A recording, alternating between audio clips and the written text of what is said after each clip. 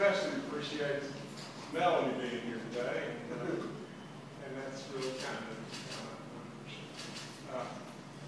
of today's a really neat day for me in that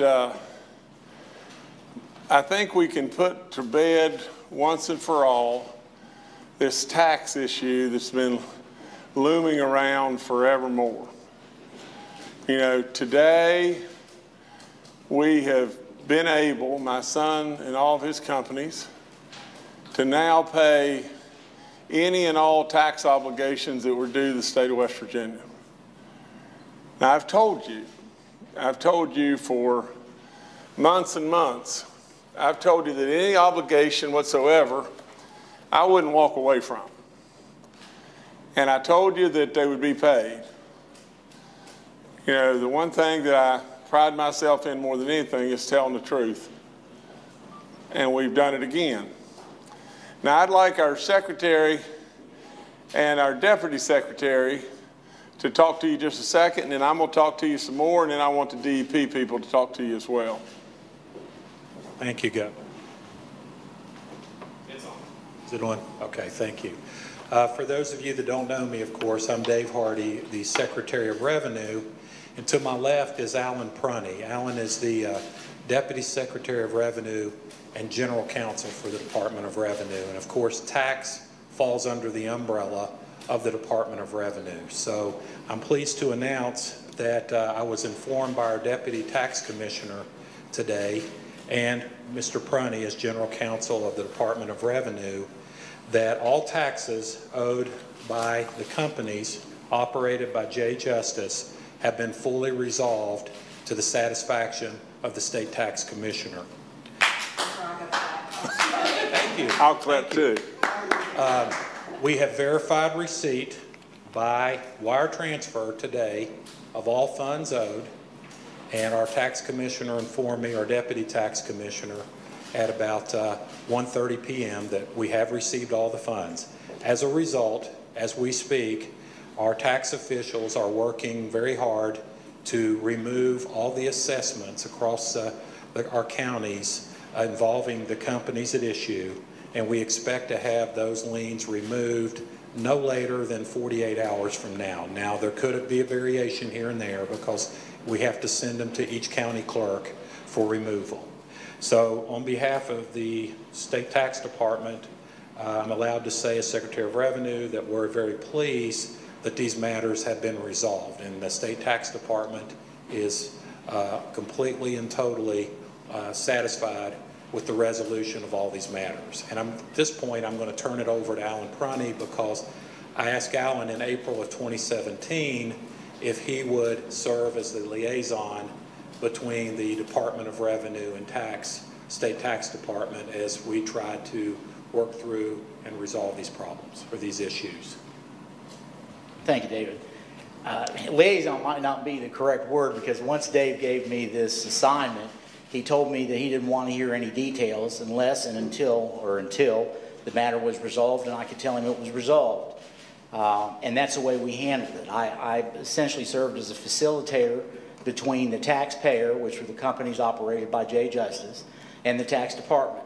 And there were some issues to be resolved. The Russians left a bit of a mess behind.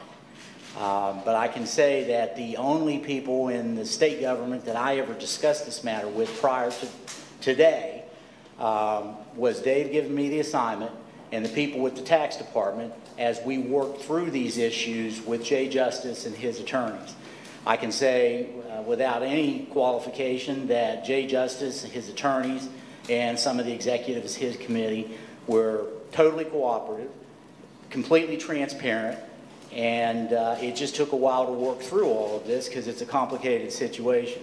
And in addition to the state taxes, you got to realize we weren't involved in this, but there were significant real and personal property liability that was left behind by, not much has been said about that by the Russians, and that's been, as I understand, resolved as well. So I just express my appreciation to the fact that I was given the freedom to try to work these folks together, resolve the issues that were there. Everybody worked together, and I think it's a great day to say that it's, we can put this to bed.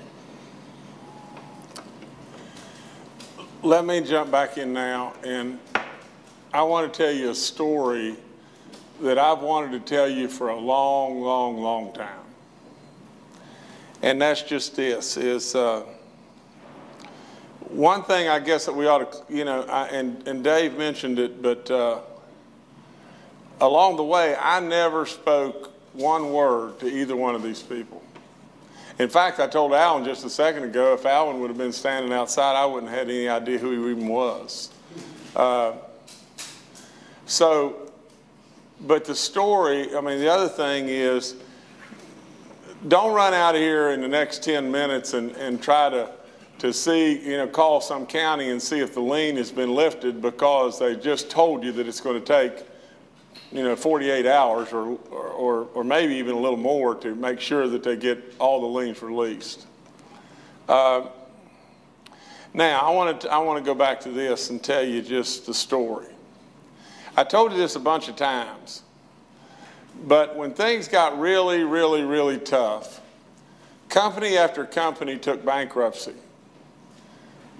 To be perfectly honest, there's some companies within the empire that we had way before I became governor that would have been the smart thing to have done, because we could have saved ourselves hundreds of millions of dollars by just doing that. I've told you that before. And that just kind of just sails right by everybody like, well, okay, what's next?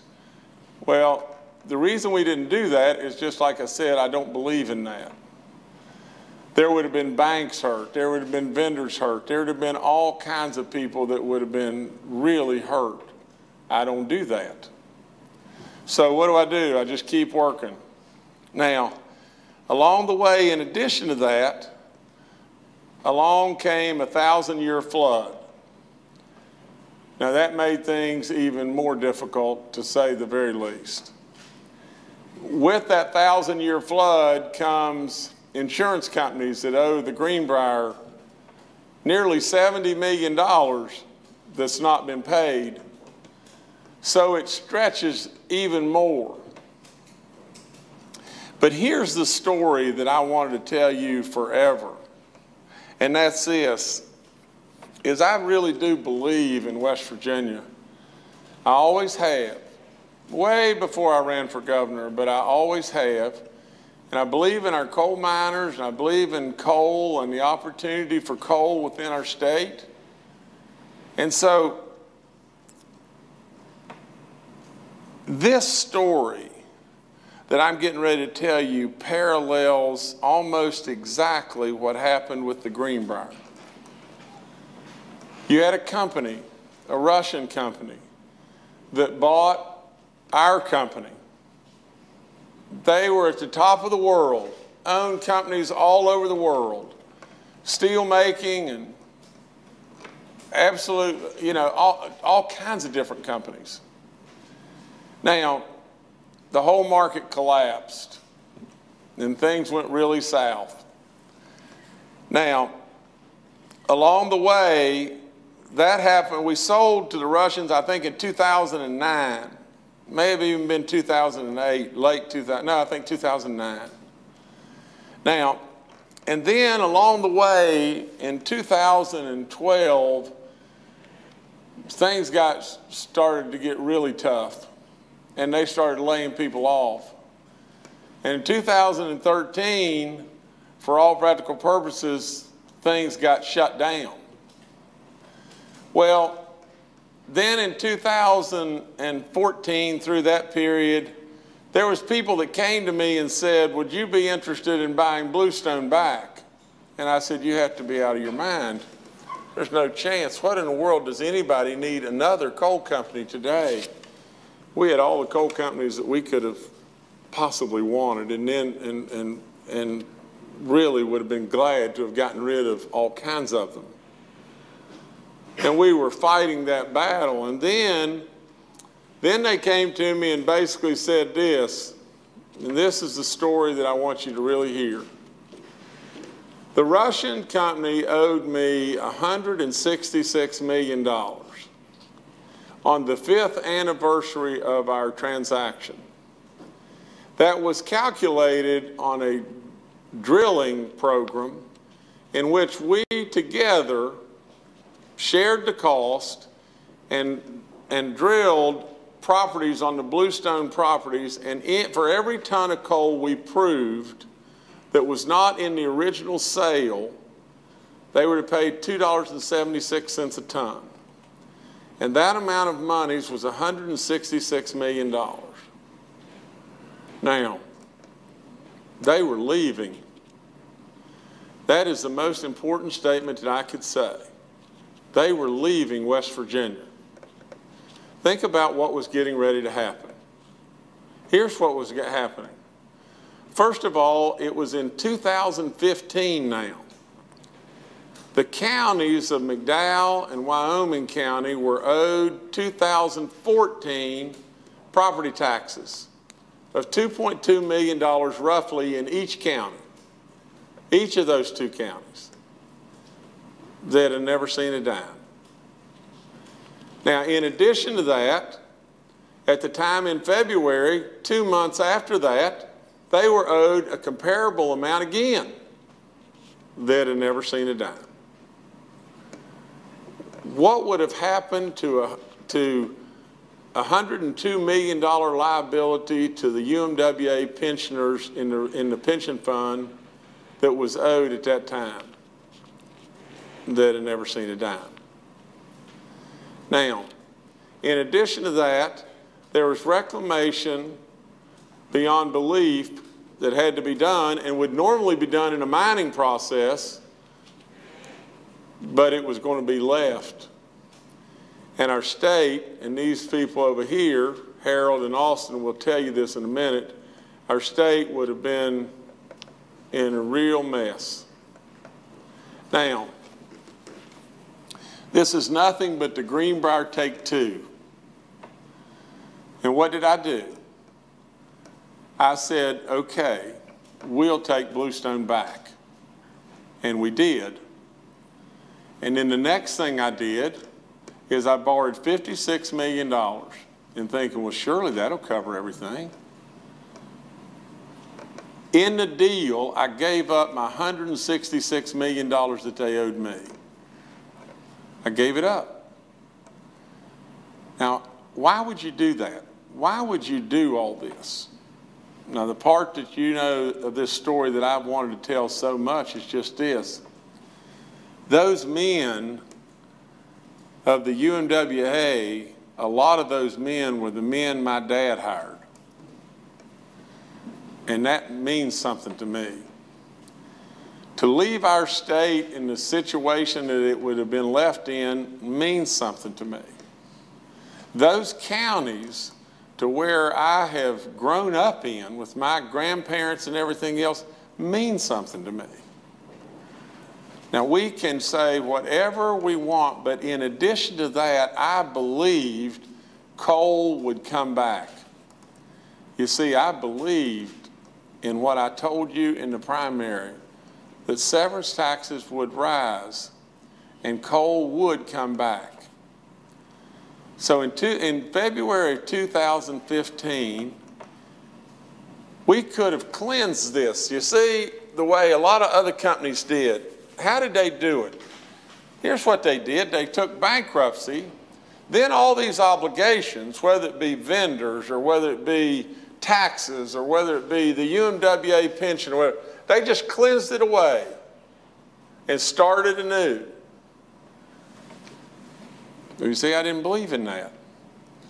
And it made it tough. It made it beyond tough. Now, it has stretched our companies beyond belief to overcome situations, this situation right here. We paid the 2014 taxes for the Russians and the 2015 taxes for the Russians, and Wyoming and McDowell County got $2.2 million each for 14 And I think the number really is 1.9 million each in 2015 that I had nothing to do with. I had nothing whatsoever to do with. Now, along the way, then what did we do? We started plotting the course to come back and build it back. And today, we're on the way. We've got 400, right at 400 people working there. Now, that includes probably an estimate from my end of about 150 people that are working at the Coal Mountain operation that we sold out of Bluestone after we got it back from the Russians. So we continue to build it. Jay continues to build it. Now, the other thing that you may find difficult to think of is just this, is why in the world would Justice have bought the Greenbrier? Because he believed in it. He believed in the fact that it was our treasure in our state. This, honestly, was my dad. In doing so, you inherit real obligations and real problems in a coal market that was just so bad it was off the chart. No bankruptcies, no cleansing. Along the way, you'd walk the streets and somebody'd yell at you, "Why don't you pay your taxes?" It was tough because I knew already that I had paid Russian taxes. Not my taxes, Russian taxes. It was tough. You know, there were $30 million of vendors that were owed by the Russians. Some that we had no idea if it was real or not real. You know, there was a court case that came along to where there was a notification sent from Judge Berger, Judge Berger's office to one of the Russians. We never ever got any kind of notice at all, but yet we were hung out to dry because we didn't appear at a certain time.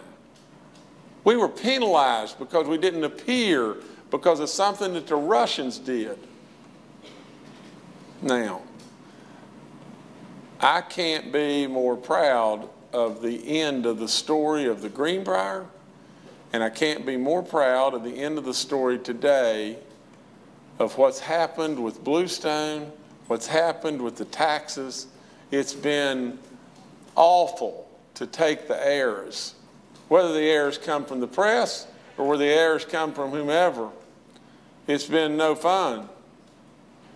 And at some point in time, one of your questions today may very well be, yeah, but what about Kentucky or what about Virginia? And I think if you'll just bide your time and wait, you'll see the exact outcome there as well. You'll see companies that we took over that were absolute DOA. You'll see the Addingtons or the Swishers or National Coal or Jerry Wharton at A&G. Every last one of them, you'll see them right on the brink of bankruptcy and or bankrupt. You'll see situations in those areas to where the state allowed reclamation to be undone for 25 years. 25 years. And then all of a sudden you'll see Jim come in and they'll say, aha, the billionaire's here. We want you to fix it today. You know,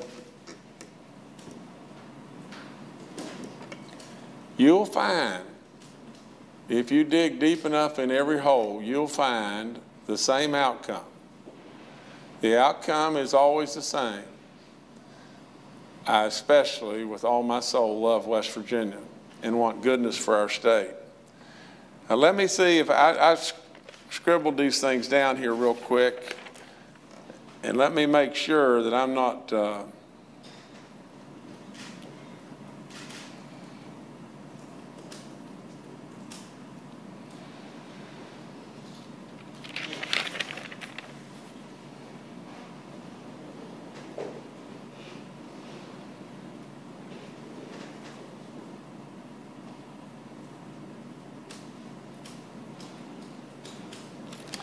The only last thing I wrote was this sentence. You see, all this happened before I became your governor that I'm talking to you now about primarily. And I wrote, I believed in West Virginia before I became your governor, and now I believe in West Virginia exactly the same, if not more. This is a great state with great people, and we're doing really good stuff. And you can, and I don't want in any way for this to be political, but you can step away from this and you can see if you look deep enough where this is coming from, what party is leading us in this state.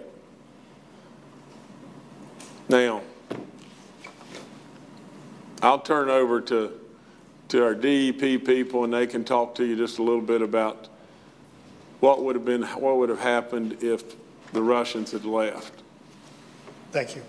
I'm Austin Caperton, the Secretary of the Department of Environmental Protection. My first comments are not in my official capacity. They are in my official capacity as a friend of Jim.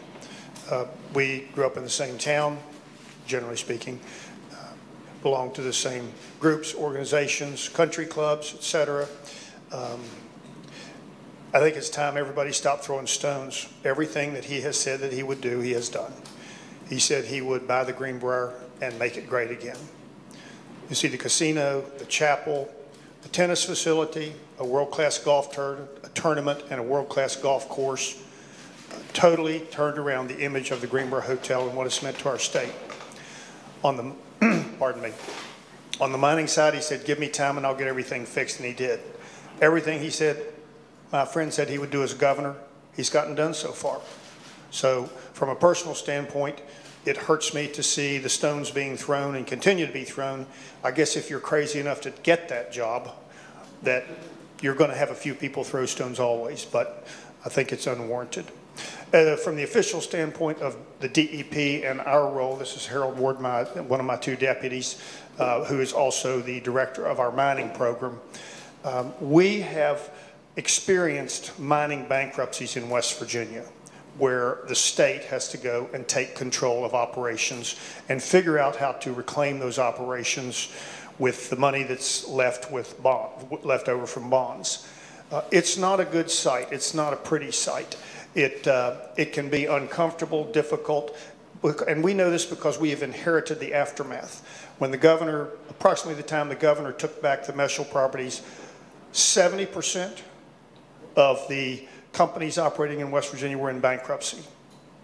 I'm sorry, 70% of the permits that we held were held by companies in bankruptcy.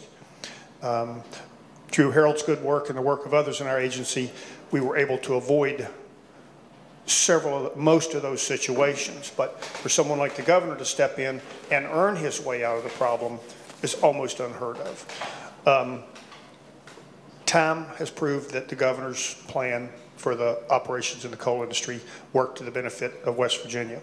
Had he not stepped in, special reclamation, the fund that we use to administer permits that we've had to take back over, would have been stressed and possibly broken. The bonding companies that provide bonding for our operations probably could not have sustained the losses they would have sustained. We wouldn't have bonding companies willing to offer bonds in West Virginia any longer. Jobs would have gone down the tubes. Support businesses would have gone down the tubes. Counties would have gone down the tubes. So by all measures, the governor's efforts working alongside the DEP to stay within the laws and regulations have proved very beneficial to the state of West Virginia. Thank you, Governor and friend. Harold, do you have anything you'd like to add? No, sir. Pretty much sums it up. Well, let me summarize this, and let me say this. I'd like to take a bunch of credit for this, but my credit stopped when I became your governor. You know, my son's done a good job here, and we've done what we said we'd do. We paid a lot of stuff we should have never paid, And I'm not going to avoid this, but really and truly, at the end of the day, a lot of those that are casting stones, whether they have bitter feelings about me switching parties or not, the Republicans are leading us. They really are. And we're getting stuff done. And it's good stuff. And this state's on the move. And so I think this is a wonderful day from my standpoint that my son was able to, and it's been a struggle. Let me tell you something, my friend. Trying to keep the Greenbrier's doors open when the insurance company doesn't pay you, and trying to pay, obligations that you know that you have and you're not going to walk away from, whether at the tax department, and trying to do everything that has been done here, whether it was fair or unfair, whether the Russians should have paid it and they didn't. I don't care what anybody says, it was tough, really tough. And so I really have got to brag on my son and my daughter and the great work that they're doing in my absence. And today's a good day for me.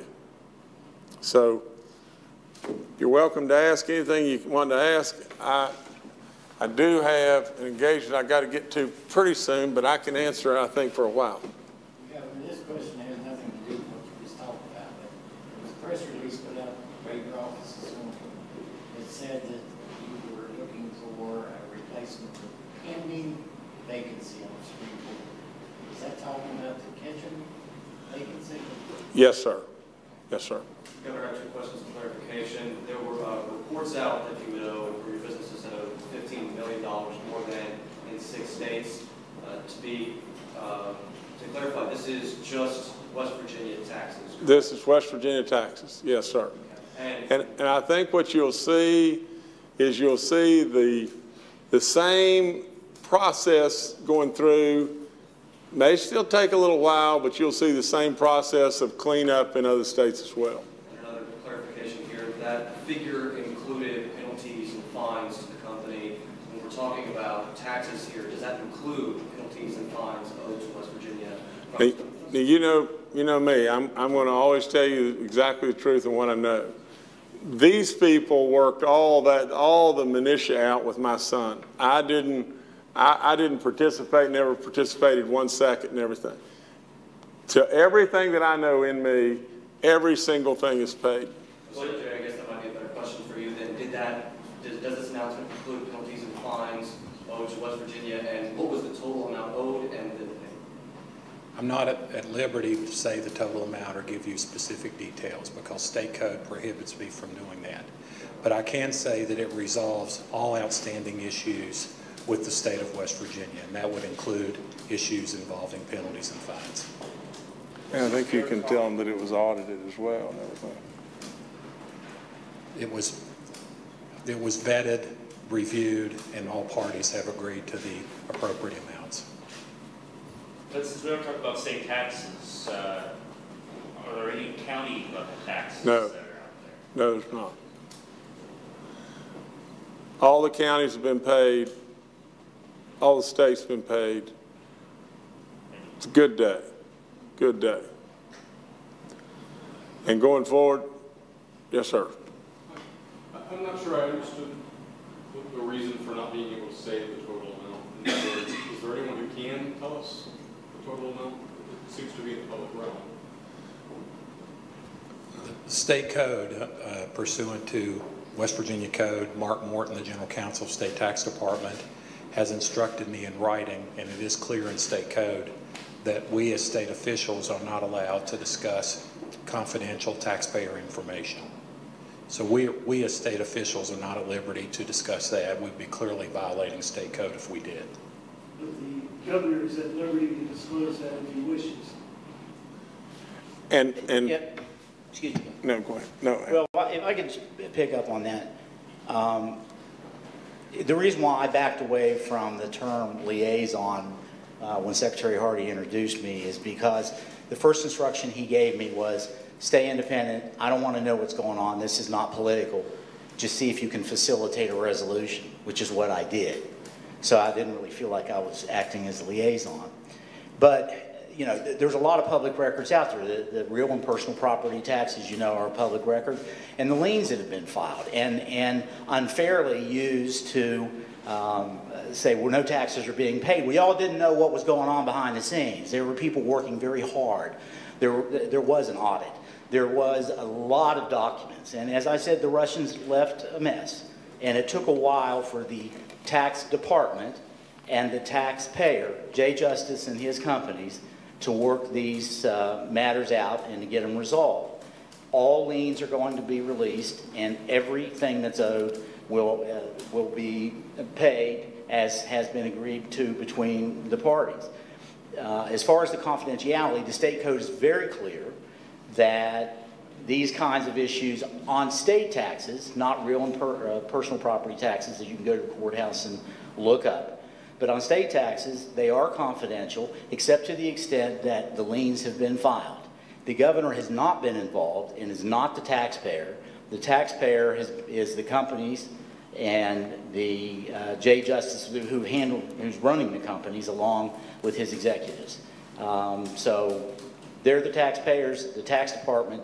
Those are the two parties. There's confidentiality exists. It's the same thing as if it was the IRS.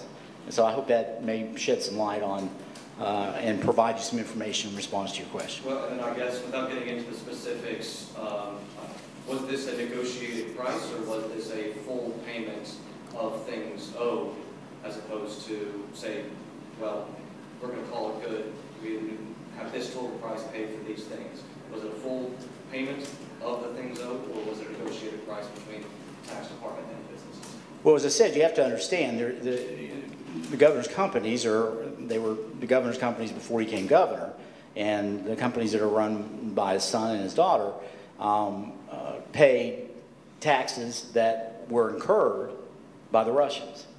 So I'm not, it depends on how you want to define owed, but there were substantial liability that was incurred by the Russians that has been paid by the Justice companies. Am I correct that none of these companies are in a blind trust? Therefore, the governor still has an ownership interest? I can't speak to that. I think that's all right. I can tell you is that no one from state government, from the day Secretary Hardy gave me this assignment until the last few days after a settlement was in place, no one spoke with me about this matter except for the people with the state tax department. And I can tell you, I can even add this, is I don't know what the amount is, even at this moment. I know it's millions of dollars, you know, and I know from probably my feelings that there's been dollars paid that someone else owed, and that's about all I know. Well, in an effort towards transparency, since it's not a blind trust, would you be able to get that figure of what was owed and what was paid and get it to us? I could. I guess that's possible that I could and everything, but I think that's a question you really need to ask my son as to whether or not that he would want to do that, because no matter what comes to you, I think what some of you are going to do is do this. It's in a situation to where I have already described to you taxes that were absolutely owed by the Russians that we paid, okay? And I have told you that these people have conducted what their work, and in any kind of work, there's going to be disputes, where one party doesn't think they owe something, another party does think they owe it and everything, and they work things out. And I'm sure that there was some give and take that were, as they went through whatever they were doing. But I can tell you this, that the thing that is always troublesome is someone is looking for a tidbit of something on the negative side. And that's all we want to write or do. Now, I am referring only to one organization, and that's the Charleston Gazette. Everyone else, you do your job and you do it well. And I want to brag on you. I want to tell you that if I deserve to be beat on, I deserve to be beat on. I'm fine with that. You know, just to tell you a perfect example of that is there was an article that came out that we owed some, I didn't even read the article, but there was an article that came out in regard to the PSC in which we owed $100,000 or whatever. And to be perfectly honest, it was right. It was exactly right, you know. And that, I've always told you, if I'm in the wrong, I'm in the wrong. But to just look for something in this story that could possibly be construed wrong would be just like Clark Griswold standing in front of his house after he finally got his lights on.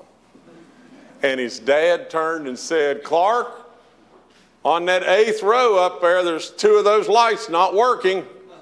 And he said, "Thanks a lot, Dad." Now, you know, that doesn't seem like a bad thing. But now let me just go one step further.